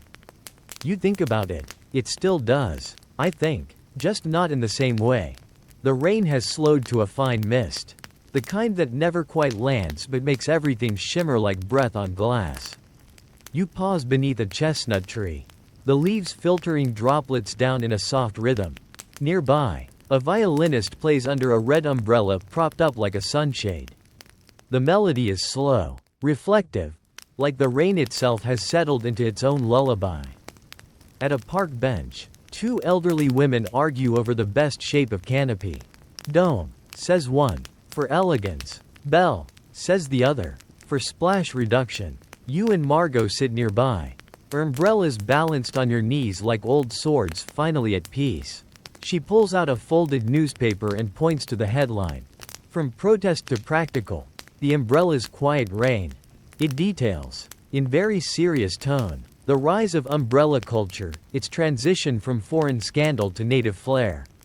Quotes from philosophers. Graphs. Someone insists umbrellas are a post-feudal metaphor for soft boundaries. You both roll your eyes in perfect sync. You know, she says, we should open a museum. The umbrella years. Host lectures. Reenactments. Maybe a dramatic reading of Clement's Duel. You grin, only if someone gets lightly splashed for dramatic tension. Down the street, a cafe posts a sign. Umbrella happy hour. One free pastry for every dry patron. A line is already forming. Umbrellas blooming in anticipation. Even capitalism has embraced the canopy. And yet, the quietest change is in how people treat each other beneath them. You see it every day. Two strangers huddling under a shared umbrella at a crossing. A teacher holding one over her students as they climb into carriages. A young man silently tilting his canopy to keep an artist's sketch dry. The umbrellas have become small, portable gestures of decency. You pass a girl sitting in the rain with a sketch pad. She doesn't seem to mind the wet. You offer your umbrella over her without a word. She doesn't look up, just says, "Thank you," and keeps drawing. Margot leans toward you. Do you remember when people would have accused us of heresy for doing that? I remember when being dry was an act of social treason. Now it's an act of, what, courtesy? Maybe. Or maybe, you think, it's just proof that people can change their minds. Historians still argue whether umbrellas truly changed Paris, or if they were just an easy symbol to pin a shift on. Whether the rain taught people to adapt, or whether they were always ready to. Once someone showed them how. You pass Clement, again, standing in front of a cafe, giving an impromptu lecture to tourists about the noble art of staying dry without apology. He's selling hand-inked umbrella manifestos now. And yes, one of them includes a commemorative map of all known early users. Margot finds your name in the corner. See? Legend. You shake your head. Survivor. At twilight, you return to the river. The benches are damp. The sky is painted in puddles of lavender and gold. Rain still falls, but now it's part of the background hum, like clinking glasses or distant church bells. You open your umbrella and rest it between you both. Not for shelter, though it still offers that, but as a kind of punctuation. A way to mark the moment. Across the river, someone raises their umbrella in quiet salute. You return the gesture. That's all it takes now. No words, no arguments. Just one umbrella, lifted gently into the fading light. The last rain of the season falls on a Sunday. Not a drizzle, not a storm, a soft, even curtain of silver that makes the whole city feel like it's under a glass dome. It taps on windows without hurry, slides along gutters like it has nowhere else to be. Everything is hushed. You and Margot walk slowly through the Jardin du Luxembourg, where wet gravel crunches beneath your boots. Your umbrella is open, hers too. No conversation, no destination, just the shared rhythm of two people moving through a city that no longer flinches from the sky. Around you, the park is full of umbrellas, tucked under benches, resting on statues, dotting the path like mushrooms. There's one propped above a chessboard, another shading a basket of cherries. Two girls sit shoulder to shoulder under a pink floral canopy, sharing bread and secrets. And no one notices anymore. You pass the same fountain where weeks ago, a man had preached the philosophy of dryness to a half-listening crowd. Today, it's quiet, the chairs are wet, a single umbrella leans forgotten against the statue of a reclining nymph. It's peaceful now. This umbrella city. No more pamphlets, no protests, no muttered curses or carriage wheel splashes aimed with precision. Just quiet acceptance. Like the sound of rain on fabric, barely noticed unless you stop to listen. You pause by the pond. Ducks ripple the surface. A child holds her umbrella upside down, catching raindrops and giggling as they pool and spill. Margot stands beside you, her violet umbrella still open despite the trees overhead. I used to wonder if it was worth it, she says. You glance at her. The umbrella? No. The resistance. You both watch the child scoop a palmful of rainwater and fling it at a nearby pigeon. I think it was. You reply, if only to prove we could change. Historians still argue whether the umbrella shift, as they've started to call it, marked a meaningful social evolution or just the inevitable result of too much wet laundry. They write books now with titles like Canopies of Change and the Parisian Sky, a study in cultural weatherproofing. But for those who lived through it, who carried the strange cloth contraptions when they were still insults wrapped in ribs and silk, it was never about rain. It was about making room. For choice. For decency. For dryness without shame. You and Margot continue your walk. You pass Clement again, though this time, he's quiet, seated at a bench beneath a faded red umbrella, feeding crusts to birds. He sees you, smiles, lifts a hand without drama. You return it. Across the street, a poster peels gently from a lamppost. Dry without apology, thank you. You pause outside the boulangerie and watch a line of patrons fold their umbrellas neatly before entering. No fuss, no commentary. It's just how things are now. And as you turn toward home, you realize, this is the first time you haven't thought about whether you should carry an umbrella. You just do. The sky is gray, the streets are wet, and Paris walks on, elegant, a little absurd, gloriously itself, beneath 1,000 small rooftops held in gentle hands. And now, as the city quiets, and the rain fades into memory, you find yourself back in your room, umbrella propped neatly by the door. A warm cup of something resting in your hands. The sky outside is soft now. The kind of gray that lulls windows shut and turns footsteps into whispers. You lie back. Let your thoughts drift. Think of cobblestones and soft footsteps. Of laughter beneath canopies. Of that first time you lifted an umbrella and felt like you'd committed a small, polite revolution. You remember the faces, the frowns, the smirks, the slow evolution of indifference into acceptance, and then into kindness. And you realize, change never shouts. It rustles, like fabric in rain. It comes gently, steadily, until one day you look around and everything is different, and somehow quieter. So, let the image stay with you. A city once soaked in judgment, now softened by canvas and courtesy. A parade of the unremarkably dry. A man with a velvet umbrella nodding toward the river. A woman hiding a quote inside a borrowed canopy. Let it lull you now. No need to hold anything else. You're warm. You're safe. You're dry. Sleep easy. Friend, the storm has passed.